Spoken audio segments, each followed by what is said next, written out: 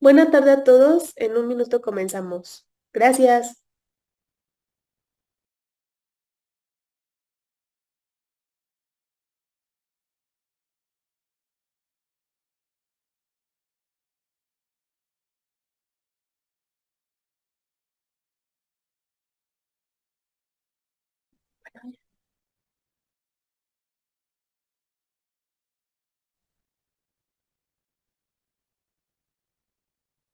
Recording in progress.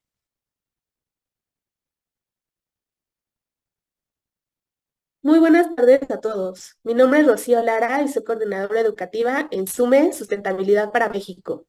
SUME es una asociación sin fines de lucro y además de ser el Green Building Council de México, es un espacio plural que congrega a todos los sectores de la sociedad interesados y comprometidos con el futuro sustentable de nuestro país, llevando a cabo webinars, cursos, talleres y foros, entre otras actividades durante todo el año. Bienvenidos a esta sesión. Sugerimos escribir sus dudas o preguntas en el chat para que sean respondidas al terminar de la presentación de nuestro ponente. A continuación, me gustaría compartirles la experiencia profesional de nuestra invitada. El día de hoy nos acompaña Laura Medina, directora de ECOA Arquitectura Bioclimática, miembro activo de SUME. Laura estudió arquitectura en la ETSAM, Escuela Técnica Superior de Arquitectura de Madrid, del 2004 al 2011, y estudió un año en la Universidad Técnica de Darmstadt, Alemania, ganadora del Solar Decathlon Europe 2 años consecutivos. Colaboró en despachos como en el de Tatiana Bilbao en Ciudad de México y Anonymous en Querétaro. Cuenta con 2 maestrías. La primera es un Master of Science in Green Building en San Francisco Institute of Architecture y la segunda es un máster en simulaciones energéticas de edificios en la Universidad de Barcelona. Es experta en Software Design Builder, es docente en la Universidad de Anáhuac y en la UNAM y es panelista en Exposiac y colaboradora en Rotaract. Es miembro activo del Comité de Sostenibilidad en la Cámara Española de Comercio y actualmente es directora de ECOA y Modular Cero. Dejo con ustedes a Laura Medina. Adelante. Muchísimas gracias, Alejandra. Buenas tardes a todos. Muchísimo gusto, gracias por conectaros. Y bueno, básicamente lo que vamos a hablar, espero que sea un tema de gran interés para todos. Creo que es un tema bastante importante a día de hoy, que viene siendo la construcción sostenible con prefabricados, ¿no? Bueno, gracias a Rocío por la presentación. Y pues vamos a empezar con pues a ver un poquito de qué es todo esto, ¿no? Básicamente, la construcción modular, os voy a leer la definición, es un proceso en que un edificio se construye fuera de sitio, bajo condiciones controladas, utilizando los mismos materiales y diseñando con los mismos códigos y estándares que las instalaciones construidas convencionalmente, pero en aproximadamente la mitad del tiempo, ¿no? Podemos hablar de construcción modular, ya sea con paneles, todo lo que viene siendo prefabricado fuera de sitio, pueden ser paneles que los vamos a transportar a sitio o pueden ser, por el contrario, módulos o unidades volumétricas, habitaciones enteras o incluso el proyecto completo, ¿no? Que se pudiera, evidentemente en caso de una vivienda o un proyecto pequeño, que se pudiera transportar completo, ¿no? Ese es un poquito los dos esquemas de trabajo que existen en el tema de la construcción modular. Entonces, os pongo este ejemplo, retomando un poquito la presentación de Alejandra. Esto es el concurso del Solar Decathlon. Solar Decathlon, como os comentaba Alejandra, es la universidad donde yo estudié, que por eso me empecé a interesar mucho por la sostenibilidad, ganó 2 años consecutivos este concurso. Es un concurso de unas viviendas sostenibles que tienen que cumplir 10 pruebas, básicamente. Se han hecho varias ediciones, empezó en Estados Unidos y se impulsó por el Departamento de Arquitectura y de Energía de Estados Unidos y el Laboratorio Nacional de Energías Renovables. La primera edición fue en el 2002, insisto que al principio se hizo en Estados Unidos y luego se abrió a Europa y a nivel internacional. Y la idea es que cada universidad, quien quisiera, del mundo, pudieran desarrollar ese prototipo de vivienda modular completamente sostenible y net zero, cumpliendo 10 pruebas, que son arquitectura, ingeniería, capacidad comercial, comunicación y marketing, confort, funcionamiento de electrodomésticos, agua caliente, iluminación, balance energético y movilidad. Entonces, bueno, la finalidad de estas casas pues, será mostrar todo lo que se puede hoy en día hacer con la tecnología y desde la eficiencia energética y evidentemente con toda la parte modular, ¿no? Porque también es un tema que evaluaba mucho en la prueba. La última edición fue en Cali, en Colombia, si mal no recuerdo, en el 2015. Y bueno, de momento no lo sé si se vaya a reactivar, parece ser que sí, pero no sabría deciros cuándo sería la siguiente edición. También es un tema que cumple con los objetivos de desarrollo sostenible, que me imagino que habréis oído hablar de los objetivos del desarrollo sostenible de la ONU, ¿no? Y bueno, básicamente, pues os quería poner este ejemplo pues, del potencial que puede llegar a tener toda la parte prefabricada, modular y sostenibilidad, ¿no? ¿Cuáles son los problemas a los que se ha enfrentado? ¿Por qué se empezó a desarrollar toda la parte de la construcción modular? Esto no es una moda, esto lleva años. De hecho, ahora os voy a explicar un poquito históricamente cómo se fue desarrollando y qué ejemplos, evidentemente no os voy a poner todos los ejemplos, pero qué ejemplos más representativos ha habido a lo largo de la historia y el por qué se han desarrollado. Una de las cosas, por ejemplo, os pongo esta foto, es un edificio que seguro que lo habéis visto en Hong Kong, se llama Monster Building. Básicamente, pues bueno, es como sabéis, hoy en día tenemos muchos problemas, ¿no? ¿Qué problemas tenemos? Tenemos el problema de la pobreza, el problema de la sobrepoblación en las ciudades, el problema del cambio climático, el problema de los desastres naturales que evidentemente vienen de toda la parte del cambio climático y bueno, pues ¿por qué hago mucha énfasis a toda la parte de la construcción modular? Porque qué mejor solución, y ahora os voy a hablar de las ventajas y de las ventajas que tiene la construcción modular, qué mejor solución de cómo se puede dar respuesta a todos estos problemas actuales que tenemos, ¿no? Ahí yo creo que claramente la foto nos podría dar pues bueno, una idea de esa sobrepoblación que tenemos, ¿no? Es un buen ejemplo. Entonces, por ejemplo, otro ejemplo, ya no solo responde la construcción modular a todo lo que os estoy comentando, sino que también, por ejemplo, que también esto seguro que lo habéis visto en Japón, son unas cápsulas que se realizaron, son 140 cápsulas de acero y se hicieron con la finalidad de dar una respuesta, curiosamente, a los solteros, si mal no recuerdo, a ver si no os digo tonterías, era dar una respuesta para solteros, hombres de negocios solteros, que buscaran una buena ubicación para vivir. Al final el proyecto, la idea es que se fuera intercambiando las cápsulas cada cierto tiempo, cada 25 años, para que siempre estuviera perfectamente bien el edificio. O sea, se pensó un poquito en un tema de mantenimiento y a futuro. Desgraciadamente, por cuestiones pues bueno, de financiamiento el propietario y tal, el edificio fracasó y al final se acabaron usando como cápsulas de almacenamiento. Pero bueno, a lo que voy, me parece un buen ejemplo para hablar de minimizar los tiempos de construcción, hablar de dar una solución a la sociedad, también en este caso iba dirigido a ese sector, y también en cuestiones de mantenimiento y en cuestiones de reutilización de material, ¿no? Y como podéis ver, la construcción modular no es solo lo que siempre os imaginamos, ¿no? Una mini house, una tiny house, una pequeña casita, ¿no? Sino que pues, tiene mucho potencial, ¿no? Como podemos ver en este ejemplo, ¿no? Remontándonos un poquito a la historia, voy a ser muy breve con esto, ¿no? Breve entre comillas, pero creo que es importante que lo entendamos. Todo esto ya se empezó a hablar de unidades modulares, se empezaron a definir en China, por ejemplo. Esto es un ejemplo que traigo de China. En el 1103 se establecieron los estándares de construcción del Estado, que es un manual técnico chino más antiguo, se supone, donde se hablaban de todos los estándares de construcción dirigidos a arquitectos y para desarrolladores y constructores. En este manual se definían 8 unidades de medida de madera estandarizadas.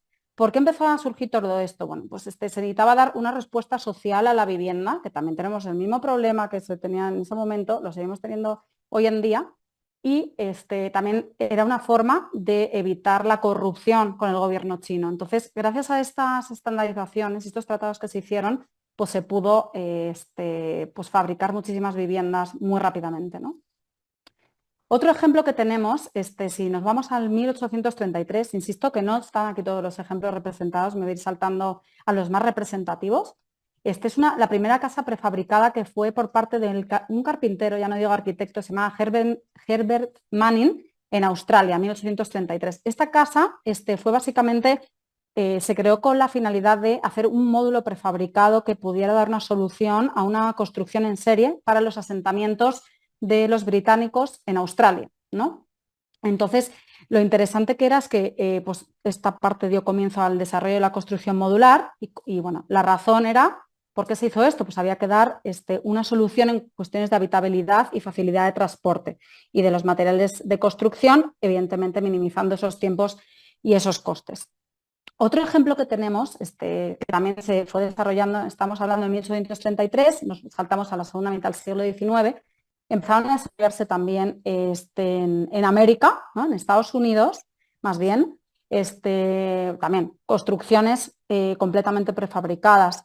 Igual, la solución, o por lo que se empezó a desarrollar todas estas temas, que llegó a solucionar un problema de vivienda del 80%, el 80% de las viviendas empezaron a ser prefabricadas, fue por un tema de habitabilidad igualmente, ¿no? Había un déficit habitacional bastante fuerte tras la Segunda Guerra Mundial y pues básicamente estamos hablando de que crearon como unas 200.000 viviendas en aquella época, ¿vale?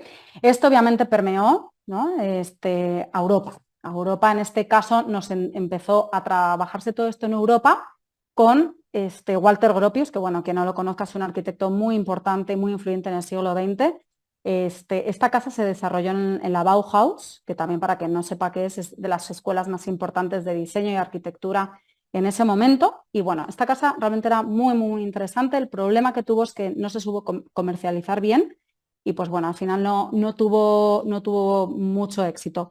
Pero lo que quiso reflejar, o fue un ejemplo muy revolucionario, fue para que la gente entendiera los beneficios de los módulos prefabricados respecto de la construcción tradicional, básicamente. Otros ejemplos, insisto que no os voy a dar todos los ejemplos, siglo XX estamos hablando, otros ejemplos que se hicieron en esa misma época, 1920, también Buckminster Fuller, también una persona muy influyente y muy importante en la historia de la arquitectura, lo que hizo fue desarrollar, le llamaban, si mal no recuerdo, la máquina de habitar, la máquina de vivienda. Lo que quería Fuller era realmente pues hacer un prototipo que se pudiera vender pues, de una forma masiva y básicamente lo que quería reflejar era la máquina viviente del futuro. Ahí sí ya empezaron a meter criterios bioclimáticos, también fue muy importante y tuvo muchísima influencia en la prefabricación y en la sostenibilidad. Y pues bueno, básicamente eso fue lo más representativo, así como la autosuficiencia de la casa, ¿no? Entonces ya se empezaron a hablar, como os digo, de criterios ya no solo de materiales, ya no solo de dar una respuesta poblacional, o sea, sí, a la sociedad, sino también de cuestiones bioclimáticas, ¿no? Fuller tenía igual que Mies van der Rohe, tenía la filosofía de que había que hacer más con menos. Desgraciadamente esta vivienda, o sea, sí dejó muchísimo conciencia sobre el tema de la sostenibilidad, pero también no llegó a ser un éxito al 100%, ¿no? Entonces, otros ejemplos que también fueron bastante importantes fue esta casa Luminaire, en 1930, fue impulsada y fabricada por un discípulo de Le Corbusier, como se puede ver, creo que es bastante notable. Y pues bueno, lo interesante de esta casa es que se usaron los últimos materiales más importantes de innovación en ese momento en el mercado. Digo, esto os puedo hablar de estructura de acero, revestimiento de aluminio acanalado, reforzados con tableros aislantes, marcos y puertas de acero. En este caso creo que ya habría que darle otra vuelta a toda esa parte de materiales, porque evidentemente no se consideraban el tema de las emisiones de CO2, pero bueno, en ese momento lo interesante de esa construcción fue eso, y fue que pues el proyecto se usó para, bueno, es un proyecto que se hizo para la 45 exposición de la Architectural League en Nueva York. Se construyó en solo 10 días y básicamente lo interesante es que luego se desmontó y se pudo transportar a otro lugar, pues para seguir, hasta el 2003 básicamente estuvo la casa en pie. Entonces, pues ya estaban pensando en todo el tema de reutilización de esas piezas, ¿no? Entonces, pues imaginaos la importancia en ese momento de esta casa, ¿no? Otro ejemplo que no menos importante mencionar, de Richard Rogers, ya nos vamos a 1969.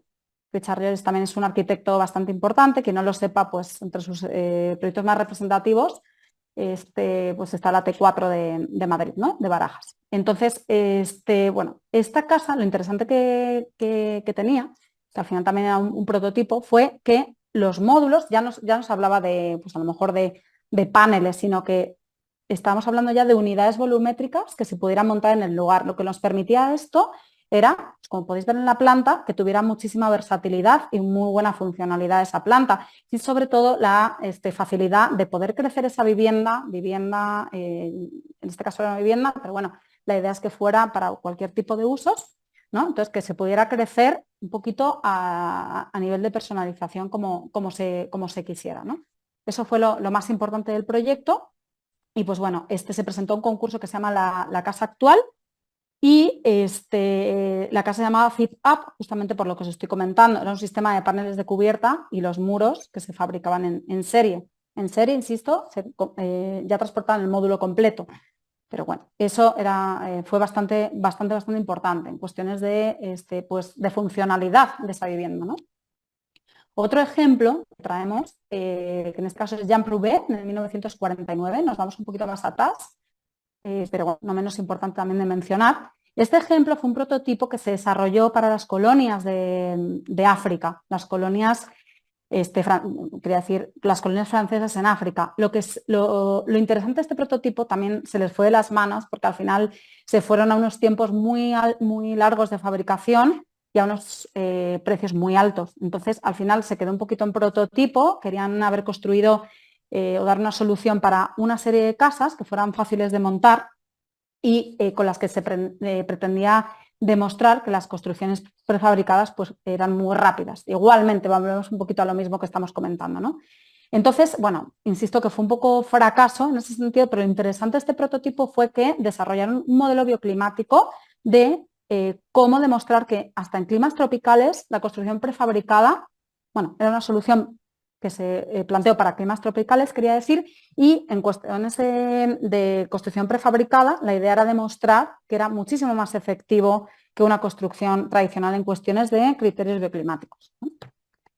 Otra construcción también súper importante de Jean Prouvé, le encargaron otro proyecto, que en este caso fue en Francia, en París, en el barrio de Meudon, no sé cómo se pronuncia, perdón por mi francés, pero bueno, en 1950. Básicamente lo que decía Prouvé, no sé si os acordáis de la máquina de habitar de Le Corbusier. Le Corbusier decía que había que, igual, dando una respuesta a todo el tema de la vivienda, tenía que hacer una vivienda en serie, ¿no? Esto es un poquito lo que quería lograr también Prouvé. Entonces, lo que hizo fue para un barrio que eran personas de bajos ingresos económicos, ¿no? Lo que quiso fue hacer esas viviendas de una forma igual, rápida, poco costosa, y lo que hizo fue personalizar las fachadas de tal forma que un módulo fuera opaco, otro módulo fuera una ventana, otro módulo fuera una puerta. Entonces fue realmente muy interesante porque era muy adaptable y también muy versátil, ¿no? De hecho, desarrolló 9 tipos de paneles modulares. El montaje consiguió que fuera muy sencillo y las casas consiguió que fueran progresivas. Os estoy hablando que estábamos hablando de un montaje de 3 días de las casas, ¿no? Para que os hagáis una idea. Entonces, esto, pues bueno, fue también después de la posguerra y, pues como os digo, se necesitaban en ese momento unas viviendas modestas para dar una solución a esa población. Luego, ejemplos más actuales que tenemos, no sé si ubicáis a la empresa Muji, una empresa japonesa, que bueno, tiene un montón de tiendas en todo el mundo. Y bueno, lo interesante de esta casa es que pues, ya se empezaron a trabajar también materiales naturales y la finalidad de la empresa era pues igual hacer un poquito, comercializar a gran escala sus casas, sus prototipos y pues lo que, bueno, en este caso el prototipo que ellos presentaban era para jubilados o personas que quisieran estar en contacto con la naturaleza. Básicamente su lema era conectar con el jardín y conectar con la familia. La idea de la casa es que no tuviera ningún tipo de divisiones y estuviera completamente abierta al exterior. ¿Ah? Y bueno, también otro de los ejemplos, creo que estos de los últimos que traigo, bueno, creo que nos quedan otros 3 o 4. Este es un ejemplo de IKEA, que IKEA, como decís aquí en México, pero bueno, IKEA es una empresa sueca. IKEA, bueno, si sabéis que en Suecia el 80% de las viviendas son prefabricadas. Entonces, lo interesante de este módulo, que IKEA también quiso comercializar un poquito a nivel masivo, estamos ya hablando del 2020, un prototipo más pequeño, 17 metros cuadrados, ya hablamos también de materiales naturales, se hicieron todas las fachadas con pinos cultivados de forma sostenible, la parte de los closets y toda la parte de carpintería interior se hizo con botellas recicladas, ya estábamos hablando, ¿no?, de temas de reutilización, otra vez, materiales renovables y materiales reciclados. En este caso era una vivienda que pues, la empresa planteó de tal forma que se pudiera remolcar como una caravana y que fuera sostenible, elegante y asequible y autosuficiente. Ya empezaron a incorporar cuestiones de paneles solares en la cubierta para que fuera completamente, como os digo, autoabastecible, y en cuestiones de agua también incorporan un baño compostable y un sistema de tuberías que puede ser completamente autónomo durante unos días, ¿no? Y bueno, ya si nos vamos a otros ejemplos no tan comerciales como IKEA o Muji, esta es una casa que me pareció bastante interesante. Ya empezamos a hablar del tema de las certificaciones. Esta casa está en el País Vasco, en España, y bueno, lo interesante es que se hizo también, volvemos a, no me voy a repetir, pero a temas, todos los temas que hemos visto anteriormente de uso de materiales naturales, reciclables. En este caso se hicieron paneles prefabricados con madera de pino de bosques certificados de ahí del País Vasco, y eso fue una cosa de las cosas importantes que se hicieron. Otro tema interesante es que está certificado con la certificación Minergie, que garantiza como un 60% del ahorro energético. La casa tiene paredes estancas, obviamente se tuvieron en cuenta muchísimo el tema de los aislamientos en esos paneles, ¿no? Temas de transferencia térmica, etcétera. Y también cuenta con paneles solares que está generando básicamente la casa más del doble de la energía que necesita, así como se instala un sistema de gestión en el que puedes controlar todos tus consumos, ¿no? Todos tus consumos de calefacción, de iluminación, de electrodomésticos. También se consideró todo el tema de las bajas emisiones de CO2, en cuestiones de materiales, en cuestiones de operación y de construcción de la casa, ¿no? Entre otros. Eso fue bastante interesante. Y pues bueno, evidentemente también se me olvidó decir la integración con el entorno y toda la parte bioclimática. Otro ejemplo que os traigo es de Herzog y de Meuron, que no sé también si les ubicáis, son los arquitectos suizos. A mí este ejemplo me parece realmente interesante. Se hizo en el 2014 en Suiza. No sé si ubicáis también a los caramelos Ricola. Esta fábrica es de Ricola y bueno, lo interesante, como podéis ver, y creo que es bastante, bueno, me parece fascinante lo que hicieron, fue una fábrica, su fábrica de Ricola, básicamente toda de tierra compactada. Hicieron unos muros de tierra compactada que siempre pensamos en la tierra, ¿no? Bioconstrucción, se lo va a comer la vaca y no funciona, ¿no? Y se va a desmoronar. No, pues no. Como podemos ver, se puede industrializar, me queda claro que es Suiza, a lo mejor en México no sería tan sencillo hacer esto, no lo sé, sería cuestión de verlo, pero bueno, me parece un gran ejemplo de lo que se hizo en cuestiones de cómo utilizaron el material. Evidentemente la tierra fue material excavado del lugar, de canteras y minas locales, se utilizó arcilla y marga. Evidentemente a todo esto se le complementó con todas las tecnologías. O sea, la arquitectura pasiva, como podéis ver, se tuvo muchísimo en cuenta para minimizar los consumos de climatización, y en cuestiones de los sistemas activos también se instalaron módulos fotovoltaicos en el techo y usan el calor residual de la fábrica para también, no sé para qué lo usaban, para mejorar el equilibrio ecológico de la empresa, ¿no? Entonces, de la fábrica. Entonces, bueno, como podéis ver, pues un muy buen ejemplo también, muy interesante, ¿no? También otro ejemplo de arquitectura actual que se está desarrollando, esta empresa me parece bastante interesante, se llama Arkima, está en España, en Barcelona. Pues bueno, este edificio que vemos aquí es todo prefabricado, igual ellos lo que hacen, quieren como ser un ejemplo de construcción pasiva, construcción eficiente, hacer viviendas, equipamientos, fachadas y envolventes con esos criterios de construcción pasiva, evidentemente aportar salud a los ocupantes de esa edificación y maximizar la eficiencia energética. Básicamente eso es lo que quieren lograr. En este caso ellos trabajan o bien con módulos o bien con paneles. Casi siempre trabajan más, de hecho una foto de su empresa, de su fábrica, trabajan mayoritariamente con esos paneles, ¿no? Y bueno, otros ejemplos que también me parecen muy interesantes para también abrir un poquito el mundo de posibilidades de que no solo es madera, ¿no? ¿Qué materiales sostenibles podríamos tener hoy en día? Pues bueno, la paja se está realmente usando muchísimo, sobre todo en climas fríos. En Alemania hay un montón de ejemplos que podéis buscar de construcción con paja. En España igual, de hecho está avalado por el Código Técnico de la Edificación, también cumple los criterios del Passive House Institute. Y pues bueno, en este caso creo que está bastante claro el cómo se puede construir con paja, con muros prefabricados también, ¿no? Creo que puede ser una solución muy buena. La paja, y parece, insisto, que también se lo va a comer la vaca también, no. O sea, la paja es un material que es muy duradero, te dura más de 100 años, evidentemente llevan unos acabados que son muy compatibles con el material. Normalmente se usa arcilla, se usa cal para poder revestir la casa o el edificio. Y pues básicamente es un material que es pues muy sostenible, porque al final es un material muy económico, que viene de residuos agrícolas y que en funcionamiento térmico y acústico es muy bueno, ¿no? Entonces, es uno de los mejores materiales que podemos tener. En cuestiones incluso de, bueno, hay 1000 ventajas que tiene la paja, no me pueden hablar ahora de todas, pero en cuestiones incluso de fuego, realmente al ser paja comprimida y no tener aire prácticamente, pues también funciona muy bien, ¿no? Entonces, bueno, igualmente absorbe CO2, en fin, como podéis ver es un material con muchísimas ventajas, ¿no?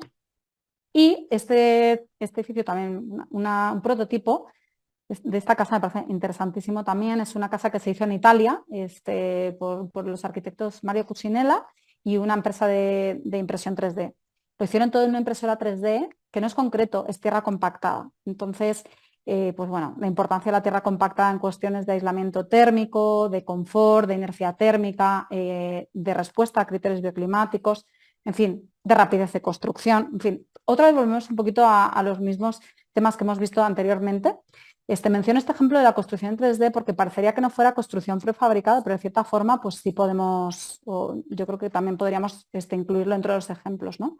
Entonces, bueno, ese es otro de los ejemplos bastante interesante. Y por último, voy a terminar con este un tema casa, que estamos reflejando, ya no es impresión 3D, ya no son paneles, sino que es el transporte de unas unidades completas, ¿no? Esta casa, lo interesante que tiene, también está en España, en Asturias, se fabricó en 4 meses en Madrid y se montó en 3 días, prácticamente, si mal no recuerdo, espero no equivocarme con la cifra de esos 3 días, pero pues bueno, eso fue de lo más interesante, aparte de que, pues imaginaros el entorno natural donde está, pues para no impactar en ese lugar en cuestiones de obra, en cuestiones de ruido, contaminación acústica, contaminación visual, etcétera, se fabricó en Madrid y se trasladó 600 kilómetros hacia allá.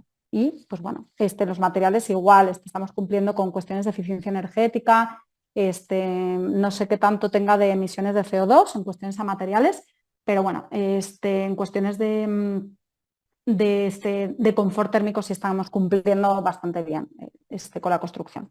Se dio buena respuesta al respecto. Y bueno, en resumen, pues básicamente es eso, ¿no? La sostenibilidad en la construcción industrializada es un cambio necesario.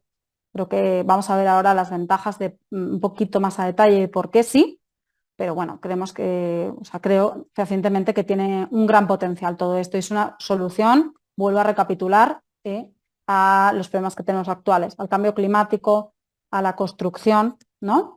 A los problemas que tenemos en la construcción. El problema con la construcción tradicional es que es muy costosa, tenemos tiempos largos de ejecución, tenemos retrasos por clima, ausencias, escasez de personal, temas de seguridad en la obra, molestias a la vecindad, contaminación del aire, visual, acústica, evidentemente en cuestiones de cambio climático y de dar una solución, quería decir, a los desastres naturales, por ejemplo, que lo había mencionado al principio de la charla, pues también es un tema pues, que va a tener mucha relevancia, ¿no? En cuestión social, dar también esa respuesta a la sobrepoblación, ¿no? Entonces, pues bueno, ya resumiendo todo esto que os estoy contando, ¿no? ¿Qué ventajas tiene de poder construir con construcción prefabricada? Pues en tiempo estamos hablando que podemos ahorrar entre un 30 y un 50%.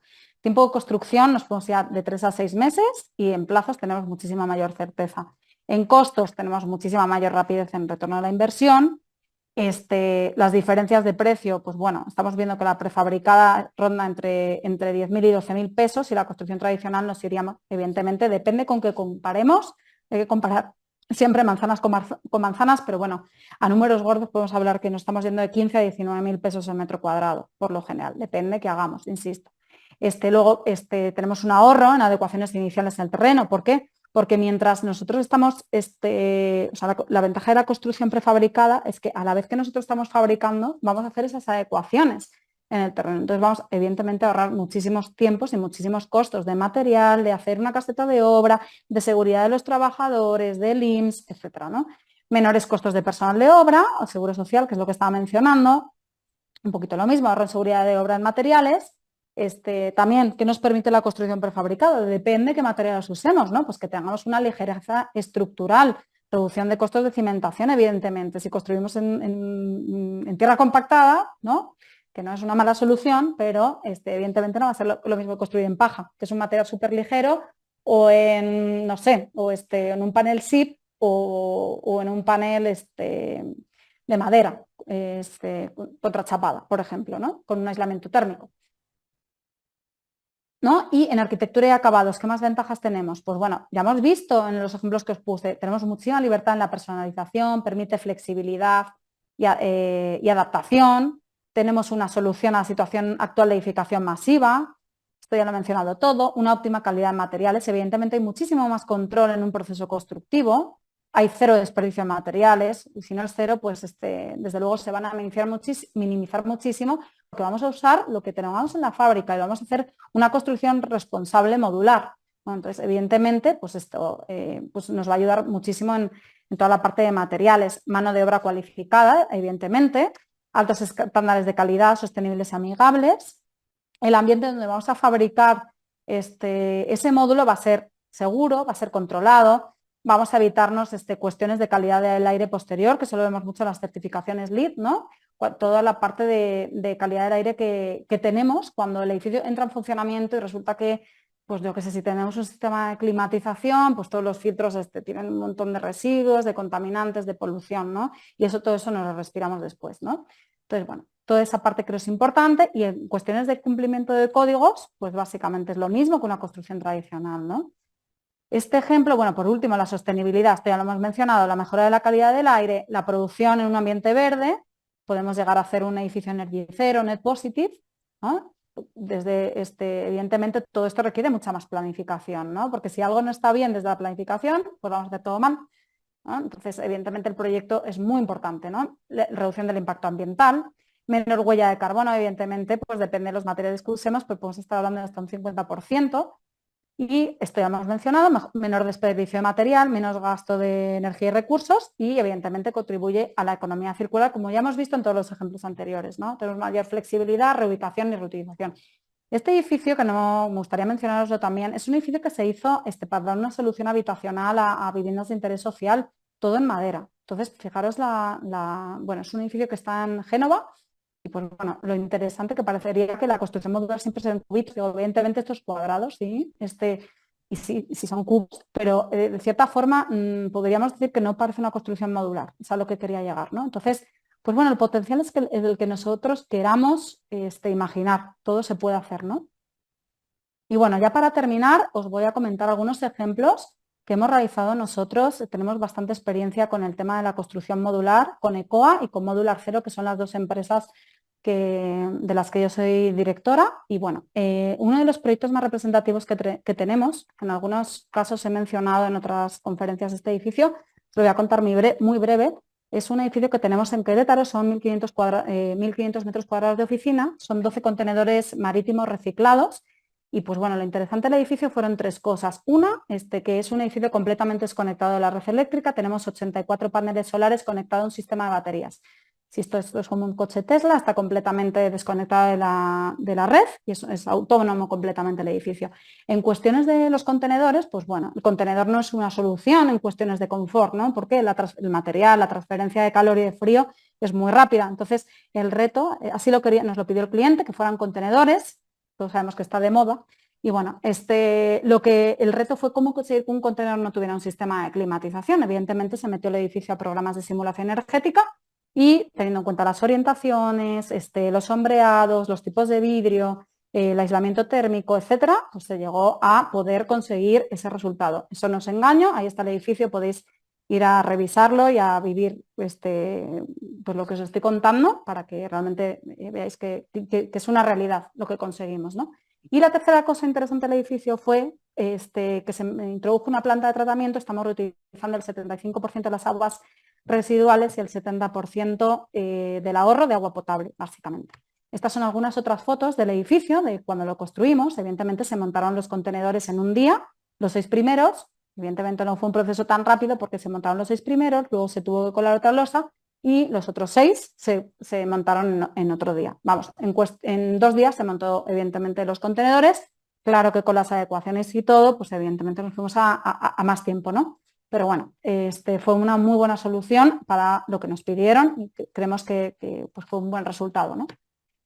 Otro edificio que tenemos, bueno, una casa, es una casa de 180 metros cuadrados, esta también está ubicada en Querétaro. Lo interesante de la casa es que fabricamos 122 piezas de concreto. Me queda claro que el concreto no es el material más sostenible. En este caso el cliente pues, tenía una fábrica de concreto, entonces pues digamos que tuvimos que hacerlo en concreto, ¿no? Y bueno, digo, no es totalmente sostenibles en cuestiones de material. Todos sabemos que el cemento es un material muy contaminante, pero pues sí tiene bastantes beneficios en cuestiones de aislamiento térmico también, ¿no? Evidentemente hay otros materiales muchísimo más aislantes que el concreto, por supuesto, pero en cuestiones de energía térmica pues nos está funcionando muy bien, ¿no? Entonces lo interesante de la casa fue que se fabricaron esas 122 piezas en la fábrica y se montó en 15 días. 15 días, estoy hablando de muros y losas. Evidentemente, en la casa completa con cimentación y con todo, nos fuimos a 5 meses, ¿no? Pero bueno, también pues para que veáis un poquito el potencial, que no estamos inventando nada, esto ya existe, de toda la parte prefabricada. Estas son fotos también, otras fotos que os pongo, es de cómo quedó la casa determinada. Así quedó la casa. Y pues bueno, evidentemente todo el tema bioclimático se tuvo en cuenta, se metió aquí un patio, no os voy a explicar ahora el proyecto arquitectónico, pero básicamente se tuvieron en cuenta criterios de confort y se introdujo un patio para responder a un tema de funcionalidad y de resolver los espacios de la vivienda, así como en cuestiones climáticas, ¿no? Evidentemente también el concreto, no lo había mencionado, pero también es un material que absorbe bastante CO2, ¿no? Y también que no requiere nada de mantenimiento. Entonces, bueno, ojo con lo del tema de la sostenibilidad. Todos los materiales tienen un impacto en el ciclo de vida, ¿no? Pero habrá que evaluar todo lo que implica ese material, ¿no? Y por qué, y todas las ventajas y los inconvenientes. Esta es otra fábrica, bueno, una industrial también que también diseñamos y construimos. Lo interesante de esta nave industrial es que está también construida con paneles de concreto prefabricados. En este caso se fabrican creo que fueron 79 paneles y también se montó muchísimo más rápido la bodega, en 9 días. Nos fuimos a 4 meses de obra y pues bueno, básicamente se tuvo en cuenta igualmente toda la parte de inercia térmica. Si nos metemos a la bodega de al lado, esto está en un parque industrial aquí en Querétaro, todas las bodegas por lo general, no sé si habéis visto que se suelen construir con 3 metros de, poco convencional hablo, ¿no? 3 metros de muro de bloc y luego le meten lámina y lámina, ¿no? Entonces aquí lo que hicimos fue meterla todo concreto y meterle una cubierta de multipanel, ¿no? Entonces evidentemente si nos metemos a nuestra bodega y a la bodega de al lado, pues hay unas diferencias térmicas que las hemos comprobado con cámaras termográficas y con higrómetros bastante considerables. Entonces, pues evidentemente pues todo eso también se puede lograr, ¿no? Insisto, agilizar tiempos de construcción, temas de confort, etcétera, ¿no? Por último, bueno, me quedan 2 ejemplos para comentaros. Todos estos ejemplos de concreto, insisto que son con algunos de nuestros clientes que quieren trabajar el concreto, ¿no? No voy a repetirme con eso, pero bueno, hay muchísimos más materiales que se pueden usar, ¿no? Lo interesante de esta casa es que la vamos a construir toda con cajones de concreto prefabricados. Todavía es un proyecto que vamos a empezar ahora en 2 meses, la construcción. Y pues bueno, la idea es que sean 33 cajones de concreto, aquí veis cada módulo. Y pues bueno, la idea es pues, prácticamente que no tengamos cimentación, probablemente hagamos una losa de cimentación y poco más, algo que sea muy rápido, ¿no? Entonces, pues la idea, pues aquí sí estamos hablando ya de un tema de modularidad nuevamente. Ya os contaré cómo sigue el proyecto, ¿no? Pero bueno, esa es la idea. Y por último, este es otro proyecto que nos pidió el cliente también con contenedores. Es una plaza comercial que está también aquí en Querétaro. Lo que se quiere hacer con esta plaza comercial son, si mal no recuerdan, 50 contenedores y la idea es que pues generar como 2 niveles, ¿no? En la plaza y la idea es que esté orientado a pequeño comercio, pequeña empresa y que la idea es que sea completamente sostenible la plaza. Habrá que ver hasta dónde nos deja llegar el cliente, pero bueno, inicialmente la idea es que sea lo más sostenible posible en cuestiones de agua, en cuestiones de energía, etc. Y pues bueno, por último, si os quiero comentar que como ya sabéis, nosotros representamos a ECOA y a Modular Cero. Modular Cero, la idea, estamos trabajando con esta empresa desde hace un año y lo que estamos desarrollando son esa parte de construcciones modulares, ¿va? Ya nos vamos a salir más del concreto y nos vamos a ir a todo el tema de fabricación en taller. En eso estamos trabajando. En cuanto tengamos más al respecto, pues os estaremos informando para que pues, podernos compartir la plataforma. Y BioE, pues bueno, nos ayuda en prácticamente toda la parte de ingenierías. Y por último, bueno, creo que nada más. Os agradezco muchísimo la atención, espero que haya sido muy útil toda la información que se está dando y pues bueno, nada más por mi parte. Cualquier cosita, aquí están nuestros datos. Ahora creo que Ale nos va a comentar alguna pregunta en caso de que haya. Pero bueno, aquí están, no están nuestros datos, no es cierto, pero bueno, en caso de que estéis interesados, pues bueno, va a quedar todo grabado y nada más por medio de Alejandra, pues ahí estamos en contacto y de Sume. Muchísimas gracias a todos. Muchas gracias, Lau.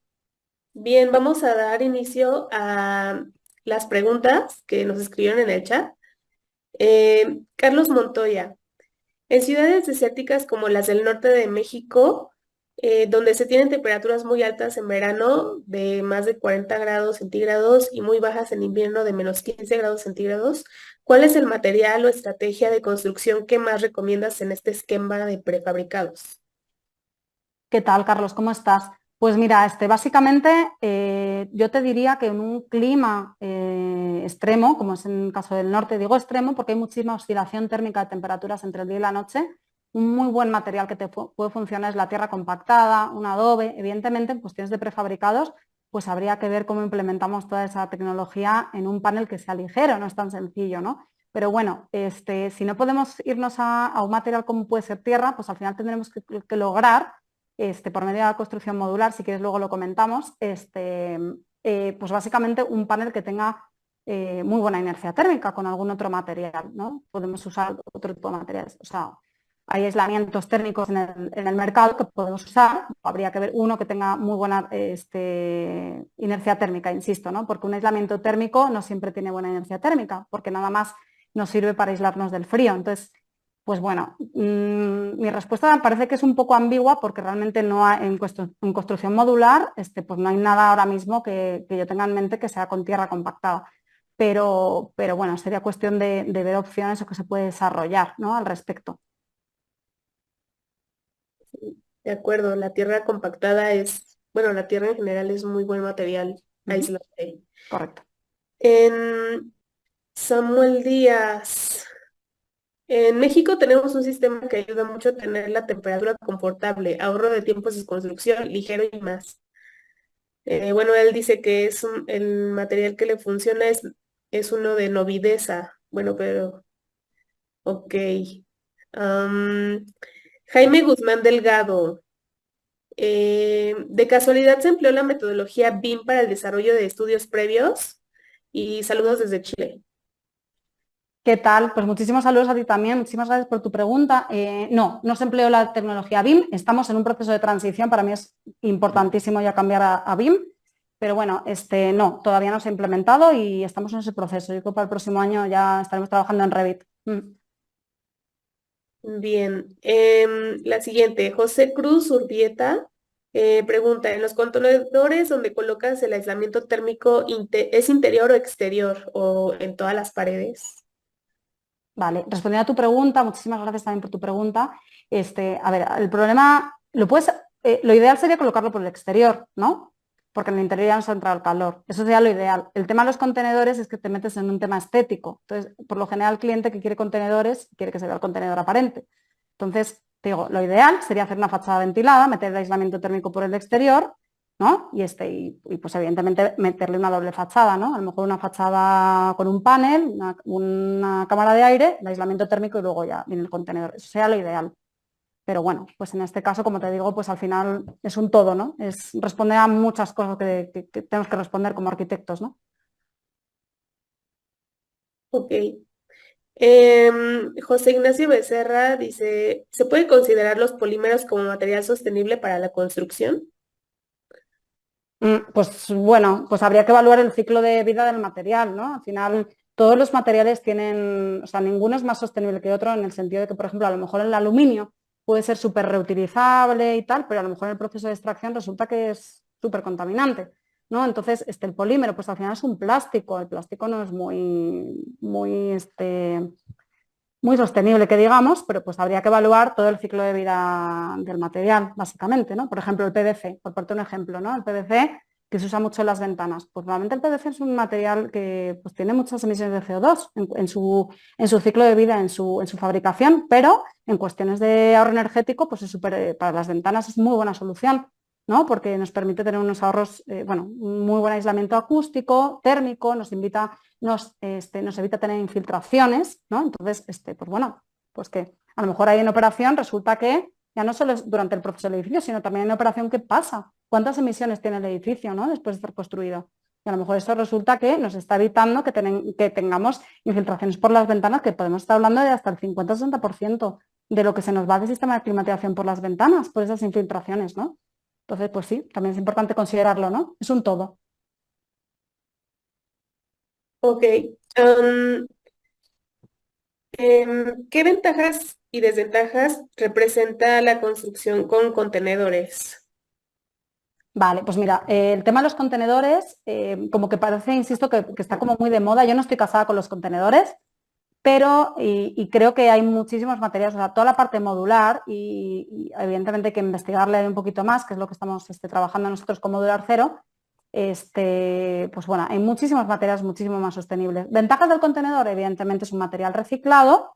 Y pues bueno, realmente estamos haciendo algo por esos materiales, ¿no? En cuestiones de mantenimiento es un acero Corten, que evidentemente no requiere mantenimiento a largo plazo. Digo, evidentemente pintarlo, pero a lo que voy es que es un material que está diseñado para condiciones muy, muy, muy duras, ¿no? En el océano, cuando se transportan, etcétera, ¿no? Entonces, bueno, en ese sentido creo que tiene ventajas. Desventajas que yo le veo, pues en cuestiones de térmicas, en cuestiones de confort, no es el material más ideal en ningún tipo de clima que se me pueda ocurrir, ¿no? Esa es una. En cuestiones de espacio, pues al final tenemos unos limitantes de espacio, ¿no? Entonces, pues bueno, también eso hay que considerarlo. Tenemos 2,54 de ancho interior, que al fin y al cabo, pues, insisto, son unos limitantes, ¿no? Entonces, pues bueno, habrá que evaluar, no es un mal material, como todo tiene sus ventajas y sus inconvenientes, ¿no? Ok.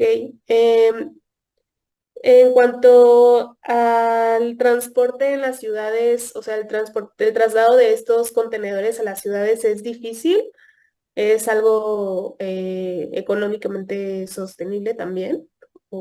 Pues habrá que ver de dónde vienen los contenedores. En nuestro caso, los trajimos de México, que realmente o sea, no los trajimos de un puerto, de Monterrey o de Veracruz. Realmente, pues ahí tienen como varios patios con contenedores y de ahí los trajimos, ¿no? Entonces, pues también habrá que evaluar, evidentemente, vuelvo un poquito a lo mismo del ciclo de vida de los materiales, ¿no? De qué tan contaminante es. Si queremos realmente hacerlo bien, pues sí, todo eso se puede evaluar, ¿no?